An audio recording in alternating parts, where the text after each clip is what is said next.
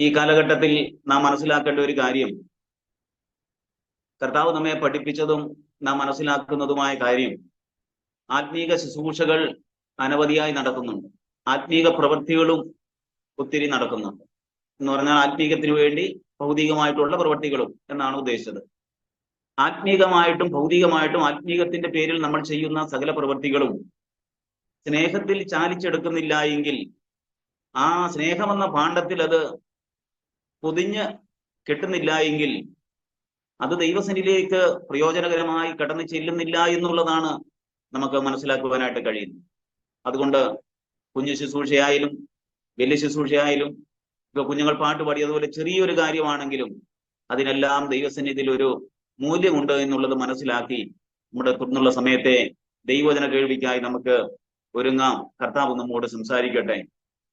ഇന്നത്തെ ദൈവവചന ചിന്തയ്ക്കായി തിമോത്തിയോസിന് എഴുതിയ 2-ാം ലേഖനം 1-ാം അധ്യായത്തിന്റെ 7-ാമത്തെ വാക്യമാണ് വായിക്കാനായിട്ട് താല്പര്യപ്പെടുന്നത്. 2 തിമോത്തിയോസ് 1:7 വാക്യം. ധീരത്വത്തിന്റെ ആത്മാവിനെ അല്ല, ശക്തിയുടെയും സ്നേഹത്തിന്റെയും സുബോധത്തിന്റെയും ആത്മാവിനെ അത്രേ ദൈവം നമുക്ക് തന്നത്.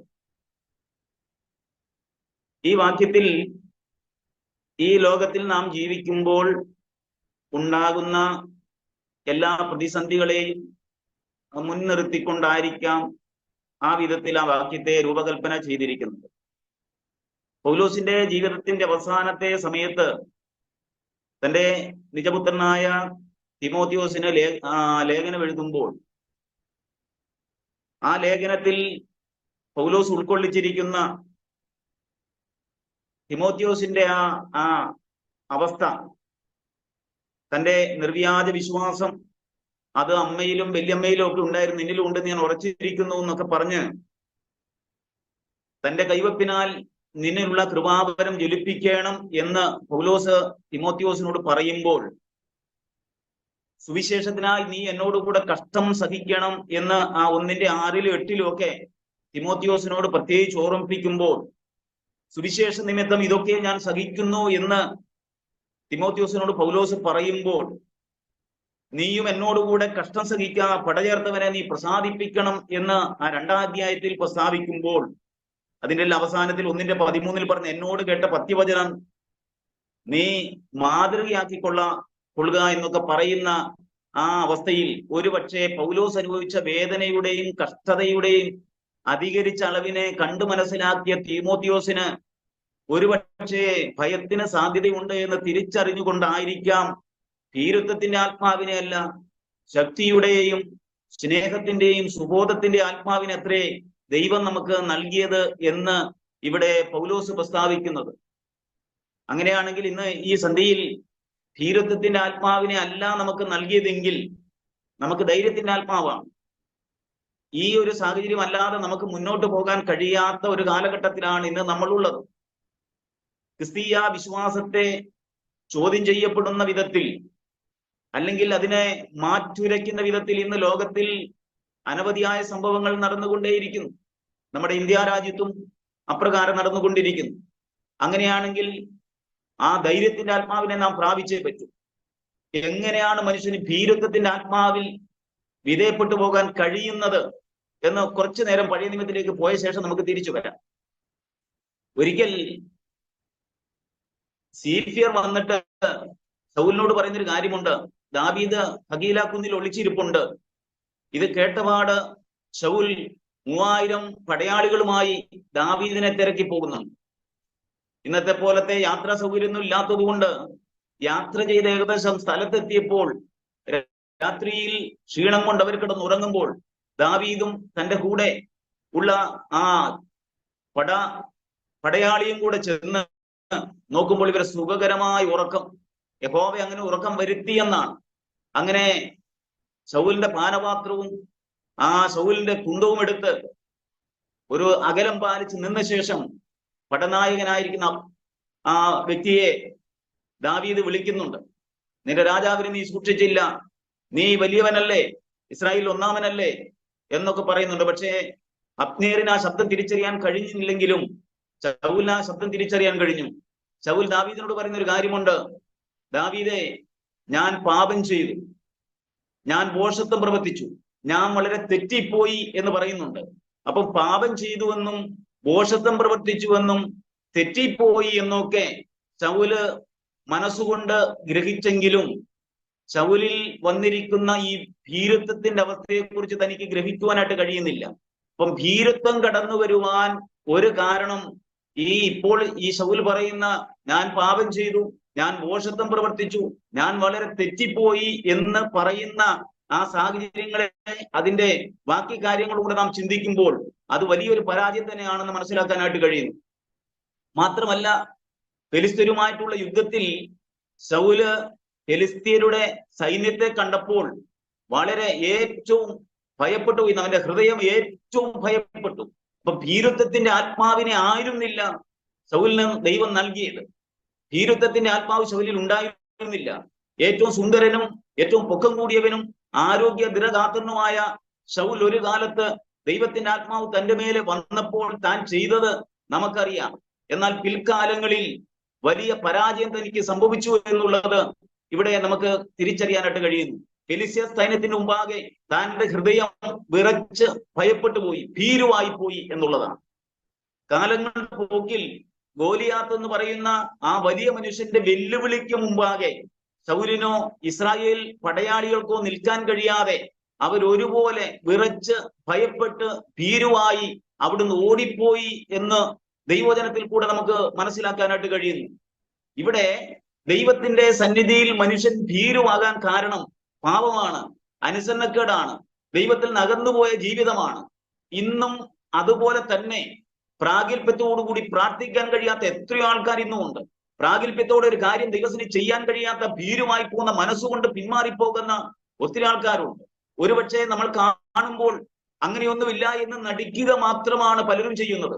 ആത്മീകത്തിന്റെ പരാജയ നിമിത്തം, ആത്മീകത്തിലുള്ള വളർച്ചയില്ലായ്മ നിമിത്തം, പാപത്തിന്റെ സ്വാധീനത നിമിത്തം കടന്നുകൂടിയിരിക്കുന്ന ഭീരുത്വം മനുഷ്യനെ ഇന്ന് പിശാചിനെ അതിജീവിക്കാൻ, അവന്റെ പ്രവൃത്തികളെ അതിജീവിക്കുവാൻ, ലോകത്തെ അതിജീവിക്കുവാൻ കഴിയാതെ വണ്ണം കീഴ്പ്പെടുത്തി കളഞ്ഞിരിക്കുന്ന ഒരു പ്രത്യേക സാഹചര്യത്തിലാണ് നാം ജീവിക്കുന്നതെന്ന് എന്നുള്ളത് വളരെ ശ്രദ്ധിക്കേണ്ട ഒരു കാര്യം തന്നെയാണ്. അങ്ങനെ ശൗലും ഇസ്രായേൽ സൈന്യവും ഭയപ്പെട്ട് ഈ ഫെലിസ്ത്യ മല്ലന്റെ മുമ്പിൽ നിൽക്കാൻ കഴിയാതെ ഓടിപ്പോകുന്ന സമയത്ത് ദാവീദ് എന്ന് പറയുന്ന മനുഷ്യൻ അവിടേക്ക് വന്നിട്ട് പറയുന്നൊരു കാര്യമുണ്ട്. ഇവന്റെ നിമിത്തം നിങ്ങൾ അധൈര്യപ്പെടണ്ട എന്ന് പറഞ്ഞ് ആ ഭീരുത്വത്താൽ നിയന്ത്രിക്കപ്പെട്ടിരുന്ന വലിയൊരു സമൂഹത്തെ, ആരോഗ്യമുള്ള അല്ലെങ്കിൽ ഒരു യുദ്ധത്തിന് തയ്യാറെടുക്കുവാനുള്ള സകല ശക്തിയുമുള്ള ആ വലിയ സമൂഹം പേടിച്ച് ഭയപ്പെട്ട് മാറി നിൽക്കുമ്പോൾ ദാവീദ് എന്ന് പറയുന്ന ഒരു മനുഷ്യൻ വന്നിട്ട് പറയാ, ഈ മനുഷ്യൻ നിമിത്തം, ഇവന്റെ നിമിത്തം നിങ്ങൾ ആരും ഭയപ്പെടേണ്ട അല്ലെങ്കിൽ അധൈര്യപ്പെടേണ്ട, അംഗം പൊരുതുവാൻ ഞാൻ പൊക്കോളാം എന്ന് പറയുന്ന, അല്ലെങ്കിൽ ഞാൻ പോയി അംഗം പൊരുതാം എന്ന് പറയുന്ന ഒരവസ്ഥയിലേക്ക് ദാവീദിനെ ചെന്നെത്തിച്ചതിന്റെ കാരണം ഈ ശൗലിന്റെ ഭീരുത്വമാണ്, അല്ലെങ്കിൽ ശൗലിന്റെ പിന്മാറ്റമാണ്, അല്ലെങ്കിൽ ശൗലിന്റെ ദൈവസാന്നിധ്യം ഇല്ലായ്മയാണ്, അല്ലെങ്കിൽ ശൗലിന്റെ അനുസരണക്കേടാണ്, പാപമാണ്. നമുക്ക് ഇതൊക്കെ പറയാം. പക്ഷേ പ്രതിസന്ധി ഘട്ടങ്ങളിൽ മുന്നേറുവാൻ നമുക്ക് ഭീരുത്വത്തിന്റെ ആത്മാവിനെ കൊണ്ട് നടക്കയില്ല എന്ന് ആ കാലഘട്ടത്തിലും ഈ കാലഘട്ടത്തിലും നാം മനസ്സിലാക്കണം. അത് ചെന്നെത്തുന്നവർക്ക് മാത്രമേ ഇതിന്റെ ഭീകരമായ സാഹചര്യങ്ങളെ മനസ്സിലാക്കാനായിട്ട് കഴിയുള്ളൂ. അതുകൊണ്ട് ഒരു സമൂഹം തികച്ചും, ഒരു രാജാവ്, ഒരു സൈന്യം തികച്ചും പരാജയപ്പെട്ട് നിൽക്കുന്ന ആ സ്ഥലത്തേക്ക് ഒരു മനുഷ്യൻ കടന്നു ചെന്നിട്ട് പറയാ, ഇവന്റെ നിമിത്തം നിങ്ങൾ അധൈര്യപ്പെടേണ്ട, അടിയൻ ചെന്ന്, ഞാൻ ചെന്ന് അംഗം പൊരുതിക്കൊള്ളാം എന്ന് പറയുമ്പോൾ ഭീരുത്വത്തിന്റെ ആത്മാവിൽ വിധേയപ്പെട്ടിരിക്കുന്ന ഒരു കൂട്ടരെ മുഴുവനായും ഉദ്ധരിക്കുവാൻ പാകത്തിന് ഒരു മനുഷ്യന്റെ മേലെ വ്യാപരിക്കുന്ന ദൈവശക്തിക്ക് കഴിയും എന്ന് പഴയ നിയമത്തിൽ ഈ ദാവീദിന്റെ ഈ വാക്ക് നിമിത്തം നമുക്ക് മനസ്സിലാക്കുവാനായിട്ട് കഴിയും എന്നുള്ളതാണ്. ഇവിടെ നാം തിരിച്ചറിയേണ്ട പ്രത്യേകമായ ഒരു കാര്യമുണ്ട്. അങ്ങനെ ദാവീദ് ഈ മനുഷ്യന്റെ നേരെ കടന്നു ചെല്ലുവാനായി ധൈര്യം കാണിക്കുമ്പോൾ തന്റെ കയ്യിൽ ഒരു ആയുധമില്ല എന്നുള്ളത് നാം മനസ്സിലാക്കുകയാണ്. ദാവീദിന്റെ കയ്യിൽ ആയുധമില്ല. പക്ഷേ യുദ്ധത്തിനായി മുന്നോട്ട് കടന്നു ചെല്ലുമ്പോൾ ആ മല്ലൻ ഒരു തമാശ പോലെയാണ് തോന്നുന്നത്. നീ എന്റെ നേരെ വരുവാൻ ഞാനൊരു നായയാണോ, ഒരു കവണയോ, ഒരു കല്ലോ? അല്ലെ, തനിക്ക് അത് മനസ്സിലാകുന്ന വിധം അങ്ങനെയായിരുന്നു. എന്നാൽ ദൈവത്തിന്റെ നിയോഗത്താൽ കടന്നു ചെല്ലുന്ന ദാവീദിന്റെ മേലെ വ്യാപരിച്ച ആ ധൈര്യത്തിന്റെയും ആത്മനിയോഗത്തിന്റെയും ശക്തിയെക്കുറിച്ച് ഈ ലോക മനുഷ്യന് മനസ്സിലാക്കാനായിട്ട് കഴിഞ്ഞിരുന്നില്ല. ആയുധമില്ലാതെ ഒരു കല്ല് പോലും കൊള്ളിക്കാൻ പാകത്തിന് ശരീരം വെളിപ്പെടാത്ത മനുഷ്യന്റെ നേരെ കടന്നു ചെല്ലുന്ന ഈ ചെറിയ മനുഷ്യനെ നോക്കിക്കൊണ്ട് ഫിലിസ്ത്യൻ അങ്ങനെ പറയുമ്പോൾ ഒരു കാര്യം നാം മനസ്സിലാക്കിക്കൊള്ളണം. ദാവീദ് കാര്യം മനസ്സിലാക്കിയിട്ട് പറയുന്നത്, യഹോവ യുദ്ധം ചെയ്യുന്ന ഏതെങ്കിലും ആയുധങ്ങൾ കൊണ്ടല്ല, ദൈവത്തിന് പ്രവർത്തിക്കാൻ ഏതെങ്കിലും ആയുധം വേണ്ട എന്നുള്ളതാണ്. ഭീരുത്വത്തിന്റെ ആത്മാവിനെ അല്ല എന്ന് പറയുമ്പോൾ ദൈവത്തിന്റെ നിയോഗം പ്രാപിച്ച ഒരു മനുഷ്യന് എന്ത് കാര്യം ചെയ്യണമോ അതിനൊരു ദൈവ നിയോഗമുണ്ട്. ഇന്ന് നമ്മുടെ ഭാഷയിൽ പറഞ്ഞാൽ നാം പ്രാർത്ഥിക്കുന്ന പ്രാർത്ഥനയ്ക്ക് ഒരുപക്ഷെ ആർക്കും കടന്നു ചെല്ലാൻ കഴിയാത്ത മേഖലയിലേക്ക് നമ്മുടെ പ്രാർത്ഥനയുടെ വാക്കുകളും ആത്മാവിൽ നാം പ്രാർത്ഥിക്കുന്ന പ്രാർത്ഥനയുടെ ശക്തിയും കടന്നു ചെല്ലാൻ പാകത്തിനാണ് ദൈവം മനുഷ്യനെ രൂപകൽപ്പന ചെയ്തിരിക്കുന്നതും ആത്മാവിലുള്ളവന്റെ പ്രാർത്ഥനയും എന്ന് നാം മനസ്സിലാക്കണം. അങ്ങനെയെങ്കിൽ അന്ന് മനുഷ്യർക്ക് കടന്നു ചെല്ലാൻ ഭയം അനുവദിക്കാതിരുന്ന ആ ഭീമാകാരനായ മനുഷ്യനായ ഗോലിയാത്തിന്റെ അടുത്തേക്ക് ദാവീദ് കടന്നു ചെല്ലുന്നത് പോലെ തന്നെയാണ് ഇന്ന് നാം പ്രാർത്ഥനാമുറിയിൽ ആത്മാവിൽ പ്രാർത്ഥിച്ചുകൊണ്ട് പ്രതിസന്ധികളെ അതിജീവിക്കുവാനായിട്ട് ദൈവസന്നിധിയിൽ പ്രാർത്ഥിക്കുന്ന ഒരു വ്യക്തിയുടെ കടന്നു ചെല്ലലെന്ന് നാം മനസ്സിലാക്കണം. ലോകത്തിന്റെ ഏത് ഭാഗങ്ങളിലും ലോകത്തിൽ എവിടെയും തന്റെ ഭക്തന്മാർക്ക് പ്രാർത്ഥനയാൽ കടന്നു ചെല്ലാൻ കഴിയുന്ന സ്ഥലം മാത്രമേ ഉള്ളൂ. കാരണം ആ വിധത്തിലാണ് ദൈവം ആ മനുഷ്യനെ നിയോഗിക്കുന്നത്. നാം ലോകത്തിന്റെ ഏതെങ്കിലും ഒരു മൂലയിൽ ഏതെങ്കിലും ഒരു സ്ഥലത്ത് ഒരു മുറിയിൽ കടന്നിരുന്ന് പ്രാർത്ഥിക്കുമ്പോൾ നമുക്കൊരു കാര്യം തിരിച്ചറിയാനായിട്ട് കഴിയണം. ഞാൻ പ്രാർത്ഥിക്കുന്നത് എന്റെ ദൈവത്തോടാണ്, സർവ്വവ്യാപിയായ സർവശക്തനായ ദൈവത്തോടാണെന്നുള്ള ബോധ്യത്തോടുകൂടി നാം ചെയ്യുമ്പോൾ ഇങ്ങനെയുള്ള പ്രതിസന്ധികളെ അതിജീവിക്കുവാനായിട്ട് നാം നിമിത്തം മറ്റൊരുത്തിന് കഴിയുമെന്നുള്ളതാണ്. ഭയപ്പെട്ടു നിൽക്കുന്ന ഒരു സമൂഹത്തെ മുഴുവൻ ഉദ്ധരിക്കുവാൻ അന്ന് ആശ്ചര്യമായി ദാവീദിന് അവിടെ ചെല്ലേണ്ടി വന്നു എങ്കിൽ ഇന്ന് ഭയത്തിന്റെയും ഭീരുത്വത്തിന്റെയും കീഴിൽ അമർന്നുപോയ വ്യക്തിയെയോ കുടുംബത്തെയോ സമൂഹത്തെയോ അവിടുന്ന് രക്ഷിക്കുവാനായി ദൈവത്തിന്റെ സന്നിധിയിൽ പ്രാർത്ഥിക്കുന്ന ഒരു ദൈവവൈതലിന് കഴിയുമെന്നുള്ള കാര്യം തിരിച്ചറിഞ്ഞ് അപ്പോൾ തന്നെ അതിനെ പ്രതിരോധിച്ചുകൊണ്ടും നാം പ്രാർത്ഥനാമുറിയിൽ യുദ്ധം ചെയ്താൽ തീർച്ചയായിട്ടും നമ്മിൽ കൂടെ ദൈവത്തിന്റെ വലിയൊരു പ്രവൃത്തി ഇവിടെ ചെയ്യാൻ കഴിയുമെന്നുള്ള സത്യമായ കാര്യമാണ്. ഇവിടെ ദാവീദ് മനുഷ്യന്റെ അടുത്തേക്ക് കടന്നു ചെല്ലുമ്പോൾ ഭയവിഹുലനായ ഒരു സമൂഹത്തിൽ ഒരു രാജാവിന്റെ ആ തകർന്ന മനസ്സുമായി നിൽക്കുന്ന സമൂഹത്തിന്റെ മുമ്പിൽ ചെറിയൊരു മനുഷ്യൻ ഒരു വലിയ പ്രതിസന്ധിയിലേക്കാണ് പോകുന്നതെന്ന് അവർക്ക് തോന്നുമാർ അല്ലെങ്കിൽ തെറ്റിദ്ധരിക്കപ്പെട്ടിട്ടുണ്ടാകാം. പക്ഷേ കാര്യം അവിടെ പൊടുന്നനെ മാറുന്നതായി നമുക്ക് മനസ്സിലാക്കാനായിട്ട് കഴിയുന്നുണ്ട്. ഇവിടെ ദാവീദ് ആ ഫിലിസ്ത്യനെ ആ നിമിത്തം ഭയപ്പെടേണ്ട, ഭീരുത്വം നിങ്ങൾക്ക് വേണ്ട, ഞാൻ നോക്കിക്കൊള്ളാമെന്ന് പറയുമ്പോൾ അവിടെ ആയുധമില്ലാത്ത ഈ മനുഷ്യൻ കടന്നു ചെന്ന് തന്റെ കയ്യിലെ കവിണയും കല്ലുമായി ഒരേറ് കൊണ്ട് തന്നെ വീഴിച്ച ശേഷം തന്റെ ആയുധം എടുത്താണ് തന്നെ കൈകാര്യം ചെയ്യുന്നത്. ഇത് നാം വളരെ ശ്രദ്ധിക്കേണ്ട ഒരു കാര്യമാണ്. ശത്രുവിന്റെ ഏത് ആയുധത്തെയും നിഷ്ഫലമാക്കുവാൻ കഴിയുന്ന ആയുധങ്ങൾ ദൈവത്തിന്റെ സന്നിധിയിൽ നിന്ന് ഒരു ഭക്തന് ഔദാര്യമായി ദൈവം കൊടുത്തിട്ടുണ്ട്. വിശ്വാസം എന്ന പരിചയം, ദൈവവചനം എന്ന ആത്മാവിന്റെ വാളും ഒക്കെ നമുക്ക് ഈ ലോകത്തിൽ എവിടെയും കൈകാര്യം ചെയ്യാൻ പറ്റുന്ന വിധത്തിലാണ്. അത് മനുഷ്യരോടല്ല, അത് ജാതി മതങ്ങളോടല്ല നമ്മുടെ യുദ്ധമുള്ളതെന്ന് മനസ്സിലാക്കണം. മനുഷ്യരോടല്ലെന്നാണല്ലോ ദൈവവചനം പറയുന്നത്. അതുകൊണ്ട് ഇരുട്ടിന്റെയും ദുഷ്ടതയുടെയും ആധിപത്യത്തിൻ കീഴിലിരിക്കുന്ന ജനത്തെ പുറത്തു കൊണ്ടുവരുവാൻ ആത്മീകായുധങ്ങളുടെ പ്രവർത്തനം നമ്മിൽ കൂടെ നടപ്പാക്കണമെന്നാണ് ദാവീദിന്റെ ജീവിതത്തിൽ നമുക്ക് മനസ്സിലാക്കാനായിട്ട് കഴിയുന്നത്. ആത്മീക ശക്തിയുടെ ആ പ്രവർത്തനം അങ്ങനെ വരുമ്പോൾ അതൊരു വലിയ വിടുതലായി ഭവിക്കുന്നുണ്ട്. അതുകൊണ്ട് ഭീരുത്വത്തിന്റെ ആത്മാവിനെ അല്ല എന്ന് പറയുമ്പോൾ ഭീരുവായി പോയ ശൗലിനെയും സൈന്യത്തെയും രക്ഷിക്കുവാൻ ദാവീദിന് കഴിയുമായിരുന്നു. ദാവീദ് അത് ശീലിച്ചത് ഒരുപക്ഷെ തന്റെ ഒറ്റപ്പെടലുകളിലും തന്റെ ഒറ്റയ്ക്കുണ്ടായിരുന്ന സാഹചര്യത്തിൽ തനിക്കുണ്ടായിരുന്ന ഏറ്റുമുട്ടലുകളിലും താൻ ഒരു അഭ്യാസം അഭ്യസിച്ചിരുന്നു. അത് സിംഹമായിട്ട് കരടിയാകട്ടെ ഏത് വിധത്തിലായാലും ദാവീദിന് അത് വളരെ അനായാസം കൈകാര്യം ചെയ്യത്തക്കവണ്ണം ദൈവം തന്നെ പരിശീലിപ്പിച്ചിരുന്നു എന്നുള്ളതാണ്. നമ്മുടെ ക്രിസ്തീയ ജീവിതത്തിൽ നാം അനുഭവിക്കുന്ന, നാം കടന്നു പോകുന്ന ചില മേഖലകൾ, എല്ലാവരും നമുക്ക് പറയാൻ പറ്റുക ചില മേഖലകൾ അത് നമ്മെ പണിതെടുക്കാൻ വേണ്ടിയുള്ളതല്ലേ. നമ്മൾ സാധാരണ കേൾക്കുന്നത് പോലെ അല്ലല്ലോ. നമ്മുടെ ജീവിതത്തിൽ അത് നമ്മെ പണിതെടുക്കുവാനുള്ള സാഹചര്യങ്ങളെ നമുക്ക് ഒരുക്കി തരുന്നു എന്നുള്ളതാണ്.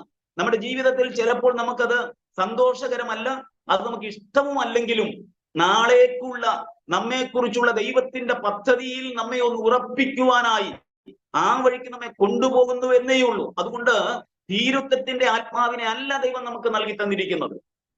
അത് ശക്തിയുടെയും സ്നേഹത്തിന്റെയും സുബോധത്തിന്റെയുമാണ്.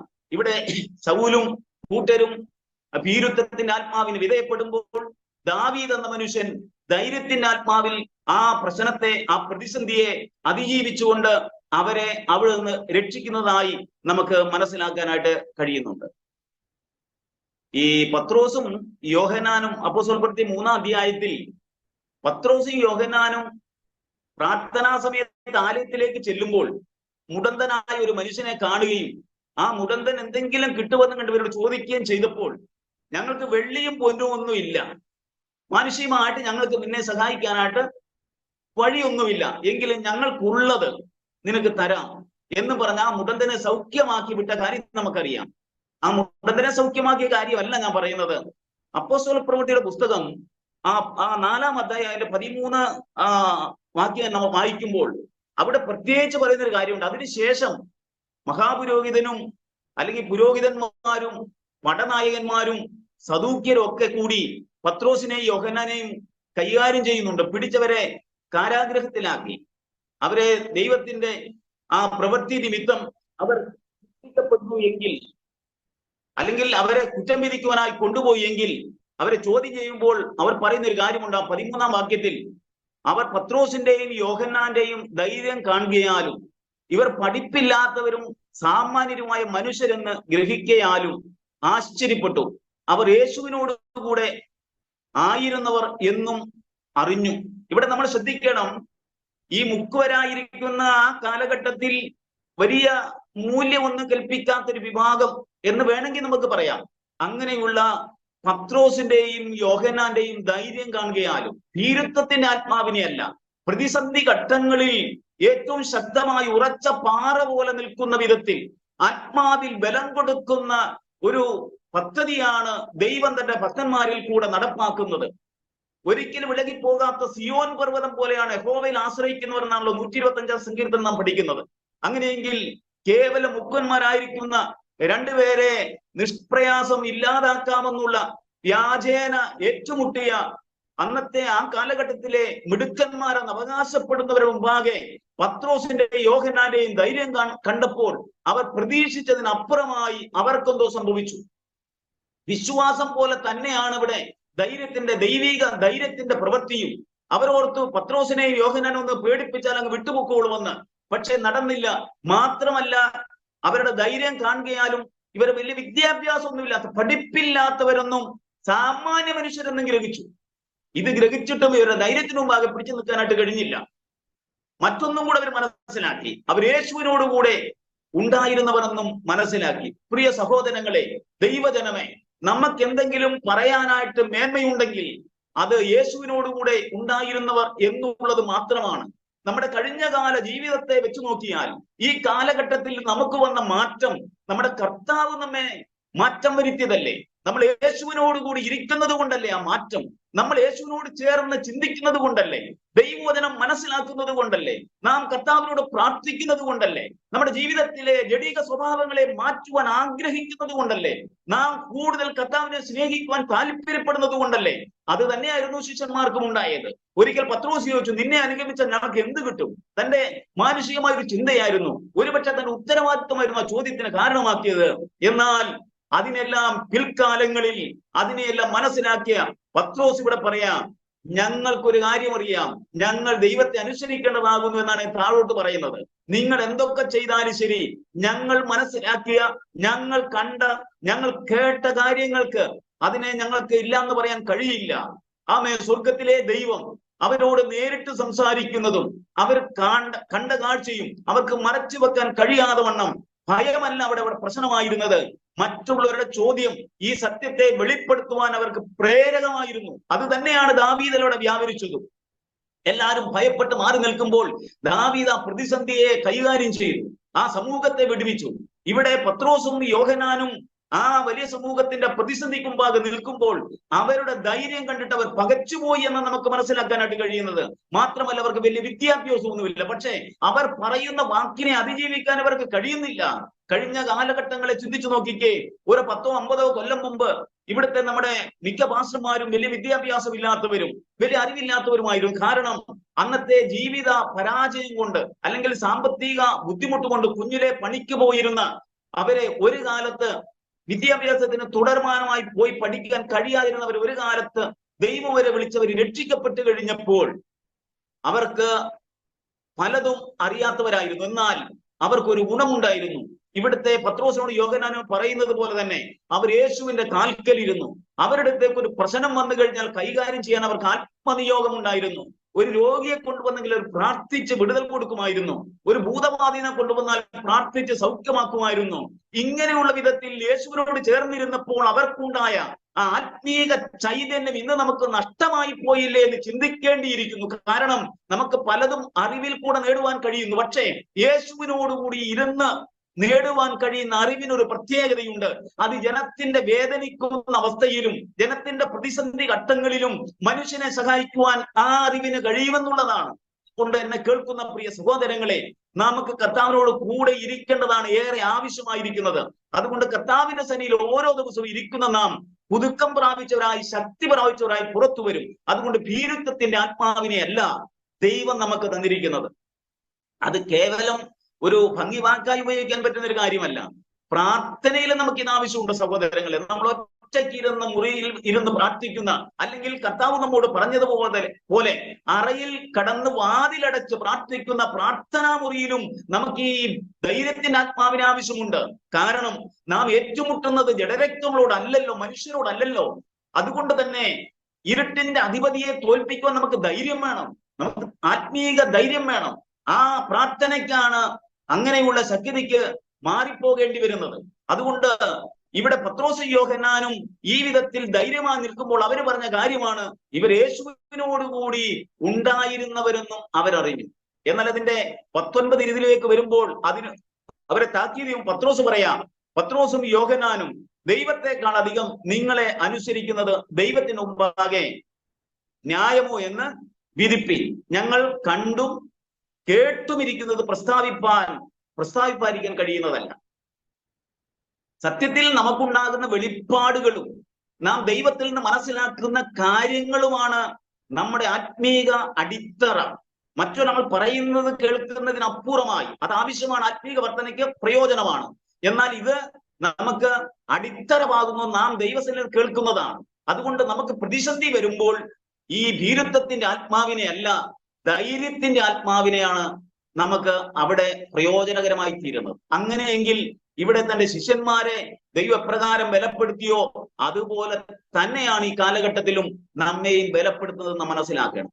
അവിടെ താഴോട്ട് നമ്മൾ വായിക്കുന്നത് സുബോധത്തിന്റെ ആത്മാവിനെയാണ്, സ്നേഹത്തിന്റെയും സുബോധത്തിന്റെ ആത്മാവിനെ. ആ ഒരു വാക്കുകൂടെ വായിക്കാൻ നമുക്ക് സമയമുണ്ട്. ഈ സുബോധത്തിന്റെ ആത്മാവ് എന്ന് പറഞ്ഞാൽ ഈ തമിഴ് ബൈബിളൊക്കെ വായിച്ചാൽ തെളിந்த ബുദ്ധി എന്ന് അവിടെ പറയുന്നത്. ദൂതപുത്രനോട് പറയുന്ന നമ്മൾ മലയാളത്തിൽ വായിക്കും സുബോധം ഉണ്ടായി എന്നാ. എന്നാൽ അവിടെ തമിഴിൽ വായിക്കുന്ന അവർക്ക് ബുദ്ധി തെളിഞ്ഞപ്പോത് എന്ന്. അപ്പൊ ശരിയായ തെളിഞ്ഞൊരു ബുദ്ധിയാണ് ഈ സുബോധം എന്ന് പറയുന്നത്. ഈ സുബോധത്തിന് ഒരുപാട് പ്രത്യേകതയുണ്ട്. നാം അത് പഠിച്ചു ത്തിനും മടങ്ങി വരവിനും നമുക്ക് ഈ സുബോധം ആവശ്യമുണ്ട്. ഈ ധൂർത്തപുത്രൻ പോയി പരാജയപ്പെട്ടവനായി ഭീരുത്വത്തിന്റെ ആത്മാവിൽ തകർന്നു പോയവനായി നിൽക്കുമ്പോൾ ഒരു സുപ്രഭാതത്തിൽ അവന് സുബോധം വന്നു എന്ന് പറയും. സുബോധം വന്നു, തെളിഞ്ഞ ഒരു ബുദ്ധി അവനുണ്ടായി. ആ ബുദ്ധി തെളിഞ്ഞപ്പോൾ അവനൊരു കാര്യം മനസ്സിലായി, ഞാൻ സ്വർഗത്തോടും അപ്പ നിന്നോട് പാപം ചെയ്തു. ഇത് ഇന്ന് നമുക്ക് അത്യാവശ്യമല്ലേ സഹോദരങ്ങളെ? ഇന്ന് മനുഷ്യൻ അത്യാവശ്യമല്ലേ ഇത്? മനുഷ്യന് പാപബോധമുണ്ടോ? മനുഷ്യൻ ചെയ്തു കൂട്ടുന്നത് എന്തൊക്കെയാണ്? അല്ലെങ്കിൽ നമ്മുടെ പെന്തക്കോസ് മേഖലയെ കുറിച്ച് ചിന്തിച്ചു നോക്കിയേ. നമുക്ക് പൊതുവിൽ പറയാൻ ഇഷ്ടമില്ലാത്ത കാര്യങ്ങൾ അനവധിയില്ലേ? ഇവിടെ ഈ സുബോധത്തിന്റെ ആത്മാവ് കടന്നു വരുമ്പോൾ ഒരു കാര്യം സത്യമാണ്, അവനെ കുറിച്ചുള്ള ബോധ്യം വരും. പാപിയാണെങ്കിൽ പാപം ചെയ്തിട്ടുണ്ടെങ്കിൽ ഞാൻ പാപം ചെയ്ത് തിരിച്ചറിയാൻ കഴിയും. അങ്ങനെ സുബോധം വരുമ്പോൾ മാത്രമാണ് മനുഷ്യന് മാനസാന്തരവും മടങ്ങിവരവും നടക്കുന്നത്. അല്ലെങ്കിൽ അത് നടക്കുന്നില്ലെന്നുള്ളതാണ്. അപ്പൊ സുബോധം നമുക്ക് അത്യാവശ്യമായിട്ടുള്ള കാര്യമാണ്. അതുകൊണ്ട് സദൃശവാക്യം 28:13 പറയുന്നത്, തന്റെ ലംഘനങ്ങളെ മറയ്ക്കുന്നവർ ശുഭം വരികയില്ല. ഈ സുബോധം വന്നു കഴിയുമ്പോൾ ലംഘനത്തെ മറയ്ക്കാനായിട്ട് കഴിയില്ല. അതാണ് യഥാർത്ഥത്തിൽ പരിശുദ്ധാത്മാവ് ഒരു മനുഷ്യനുമായിട്ട് ഇടപെടുമ്പോൾ അവൻ കരയുന്നതിന്റെ കാരണം അതാണ്. അവനത് മറച്ചു വെക്കാനായിട്ട് കഴിയില്ല. പാപബോധം ഉണ്ടാകുന്നു. അത് മറച്ചു വെക്കാതെ ദൈവസന്നിധിയിൽ ചെല്ലുന്ന ഒരു പാപിക്ക് രക്ഷപ്പെടുവാനായിട്ട്, മാനസാന്തരപ്പെടുവാനായിട്ട്, മടങ്ങി വരുവാനായിട്ട് സമാധാനമുള്ളവനായി തീരുവാനായിട്ട് കഴിയും എന്നുള്ളത് നാം ഇവിടെ തിരിച്ചറിയണം. അതൊരു വലിയ കാര്യം തന്നെയാണ്. അപ്പൊ ഭീരുത്വത്തിന്റെ ആത്മാവിനെ അല്ല, ശക്തിയുടെയും സ്നേഹത്തിന്റെയും സുബോധത്തിന്റെ ആത്മാവിനെ ദൈവം നമുക്ക് നൽകുമ്പോൾ, ഈ ആത്മാവ്, സുബോധത്തിന്റെ ആത്മാവുള്ളവൻ പരാജയപ്പെട്ടു പോയാൽ തിരിച്ചു വരണമെങ്കിൽ അത് വേണമെന്നാണ് പറയുന്നത്. അങ്ങനെ ലംഘനങ്ങളെ മറയ്ക്കുന്നതിന് ശുഭം വരികയില്ല, ഏറ്റു പറഞ്ഞുപേക്ഷിക്കുന്നതിനോ കരുണ ലഭിക്കും. അപ്പൊ ഈ സുബോധം വന്നില്ലെങ്കിലുള്ള പ്രശ്നം എന്താണ്? അല്ലെങ്കിൽ ഈ ഏറ്റു പറഞ്ഞ് ഉപേക്ഷിച്ചില്ലെങ്കിലുള്ള പ്രശ്നം എന്താണ്? ലംഘനം മറച്ചു വെച്ചാനുള്ള പ്രശ്നം എന്താണ്? അപ്പോസ്തല പ്രവൃത്തി 5-ാം അധ്യായത്തിൽ അനന്യാസും സഫീറയും കൂടെ അവർക്കുണ്ടായിരുന്ന നിലങ്ങളിൽ ഒന്ന് വിറ്റു, അവർക്കുള്ള സ്ഥലത്തിൽ ഒന്ന് വിറ്റു. ആ ഒന്ന് വിറ്റിട്ട് കുറച്ച് പണമെടുത്ത് മാറ്റിവെച്ച ശേഷം ആ കുറച്ച് അപ്പോസ്തലന്മാരെ കാൽക്കൽ കൊണ്ടുവെക്കുന്നു. അത് പ്രത്യേകം ശ്രദ്ധിക്കണമേ. പത്രോസ് ചോദിക്കുക, ഇത്രയ്ക്കോ സ്ഥലം വിറ്റത്? ഭൂമി വിറ്റത് ഇത്രയ്ക്കാണോ? അതെ, ഇത്രയ്ക്ക് തന്നെ. നീ പരിശുദ്ധാത്മാവിനോട് വ്യാജം കാണിച്ചു.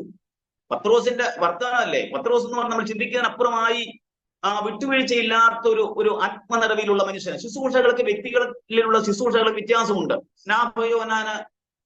യോഹന്നാന്റെ ശുശ്രൂഷ, അതുപോലെ ഏലിയാവിന്റെ ശുശ്രൂഷ ഒക്കെ വ്യത്യസ്തമായിരുന്നല്ലോ. പൗലോസിന്റെയും പത്രോസിന്റെ ശുശ്രൂഷ വ്യത്യാസമായിരുന്നു. അപ്പൊ ഇത്രയ്ക്കോ സ്ഥലം വിറ്റത് ഇത്രയ്ക്ക് തന്നെ എന്ന് പറഞ്ഞപ്പോൾ ലംഘനം മറച്ചു വെക്കുക ചെയ്യുന്നത്. സുബോധത്തിന്റെ ആത്മാവിൽ അല്ല അവിടെ നടക്കുന്നത്. അതുകൊണ്ട് പത്രോസ് ഒരു കാര്യം പറഞ്ഞു, പരിശുദ്ധാത്മാവിനോട് നീ വ്യാജം കാണിച്ചു എന്നാണ്. സാത്താൻ നിന്റെ ഹൃദയം കൈവശമാക്കി എന്നാണ്. അപ്പൊ സുബോധത്തിന്റെ ആത്മാവിനെ നഷ്ടമാക്കുമ്പോൾ പരിശുദ്ധാത്മാവിനെയും നമ്മൾ കബളിപ്പിക്കാനായിട്ട് ശ്രമിക്കുന്നു. സാത്താൻ നമ്മുടെ ഹൃദയത്തെ വഞ്ചിച്ച് കീഴ്പ്പെടുത്തി വെക്കുന്നു. അതുകൊണ്ട് സുബോധം വരുന്ന ഒരു മനുഷ്യന് മാത്രമേ അവനെ കുറിച്ച് പ്രതീക്ഷയുള്ളൂ എന്നുള്ളത് നാം തിരിച്ചറിയണം. അതായിരുന്നു നമ്മൾ ധൂർത്തപുത്രൻ എന്ന് പറയുന്ന മനുഷ്യന് സംഭവിച്ചത്. അവന്റെ ദുർമാർഗ ജീവിതത്തിന്റെ ഏതോ ഒരു മേഖലയിൽ അവൻ പരാജിതനായെന്ന് ബോധ്യം വന്നപ്പോൾ പാപത്തെ ഏറ്റുപറഞ്ഞ് ഉപേക്ഷിച്ച് അപ്പന്റെ അടുത്തേക്ക് വേച്ചോ എങ്ങനെയോ കടന്നു വരുന്ന ആ മകനെ അപ്പൻ ദൂരത്ത് നിന്നേ കണ്ടുപോയി ചേർത്ത് പിടിക്കുന്നതിന്റെ കാരണം അവന് സുബോധം വന്നതാണ്. സുബോധം വന്നാൽ മാത്രമേ യഥാർത്ഥത്തിൽ ഞാനും നിങ്ങളും നമ്മെക്കുറിച്ച് മനസ്സിലാക്കാൻ പ്രാപ്തിയുള്ളവരാകുകയുള്ളൂ എന്നുള്ള നഗ്നമായ സത്യം നാം മനഃപൂർവ്വം മറന്നു കളയുന്നുവോ എന്നുള്ളതല്ല ഈ കാലഘട്ടത്തിന്റെ ദുഃഖം, പരാജയം. അങ്ങനെ ഈ അനനിയാസ് എന്ന് പറയുന്ന മനുഷ്യൻ ദൈവത്തോട് വ്യാജം കാണിച്ച്, പരിശുദ്ധാത്മാവിനോട് വ്യാജം കാണിച്ച് പത്രോസിന്റെ ശബ്ദത്തിന് മുമ്പാകെ പത്രോസിന്റെ കാൽക്കൽ വീണ് മരിച്ചു. 3 മണിക്കൂർ നേരം കഴിഞ്ഞപ്പം സഫീറ കടന്നു വരുന്നു. അവിടെ സഫീറയോട് ചോദിക്കുന്നുണ്ട്, ഇത്രയ്ക്കോ നിങ്ങൾ സ്ഥലം വിറ്റത്? പത്രോസ് ഉന്നം വെച്ചിരിക്കുക, വരുമെന്നറിയാം. കാരണം അവിടുത്തെ ആ രംഗം അങ്ങനെ നമുക്ക് മനസ്സിലാകുന്നത്. അതെ, ഇത്രയ്ക്ക് തന്നെ. കർത്താവിന്റെ ആത്മാവിനെ പരീക്ഷിക്കുവാൻ നിങ്ങൾ ഒത്തത് എന്ത്? ആ വാക്ക് ശ്രദ്ധിക്കണമേ. സുബോധത്തിന്റെ ആത്മാവായിരുന്നുവെങ്കിൽ ഈ ഒരു കാര്യം അവർക്ക് സംഭവിക്കുകയില്ലായിരുന്നു. അപ്പൊ ലംഘനങ്ങളെ മറയ്ക്കുന്നവന് ശുഭം വരികയില്ല എന്ന് നാം മനസ്സിലാക്കുമ്പോൾ ഇവിടെ ദൈവസന്നിധിയിൽ അവരുടെ ലംഘനം തുറന്നു പറഞ്ഞിരുന്നെങ്കിൽ ആ കുടുംബം അവരെടുത്തു വെച്ച പൈസയും ഇവിടെ കൊടുത്ത പൈസയുമായി സന്തോഷത്തോടെ ജീവിക്കാമായിരുന്നു. പക്ഷേ ലംഘനം മറച്ചു വെക്കുന്ന സുബോധമില്ലായ്മയാണ്.